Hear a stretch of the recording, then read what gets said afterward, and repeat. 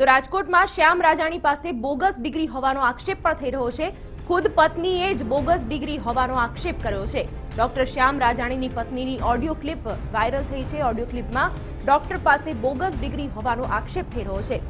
પત્ની કરિશ્માએ ડોક્ટર શ્યામ સામે આ આરોપો લગાવ્યા છે। એક્સિડન્ટ બાદ શારીરિક તકલીફ હોવાના પણ આક્ષેપ કર્યા છે।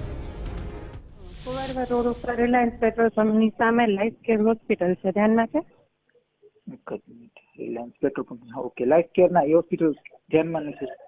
હા, લાઈફ કેર હોસ્પિટલ છે, બરાબર। એમાં અંદર છે ડોક્ટર શ્યામ રાજાણી, ડોક્ટરનું નામ, ઓકે, બરાબર। ઓલરેડી સોનોગ્રાફી કેસમાં પકડાયેલા છે, ઓકે। અને બેંકના ને એવા બધા અલગ અલગ કેસ ચાલે છે માથા પર। એ વ્યક્તિ એકચ્યુઅલી છે મારા હસબન્ડ, બરાબર। ઓકે, પણ મારા મેરેજ ને ત્યાં 6 વર્ષ, 9-12 મેરેજ હતા।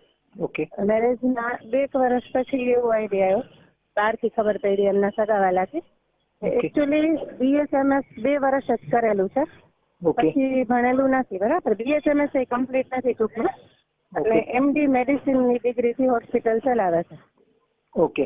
એટલે એક ઈ પણ બીજું, બીજા 3-1 વર્ષ પછી એવું ખબર પડી કે બહુ મોટું એક્સિડન્ટ થયેલું હતું, અને એમાં પગમાં સ્ક્રૂ છે ને દાંત ફૂટા છે ને એ બધી શારીરિક તકલીફો છે, તો એ ઓકે લેટ ગો કરીને અમારું ચાલતું હતું।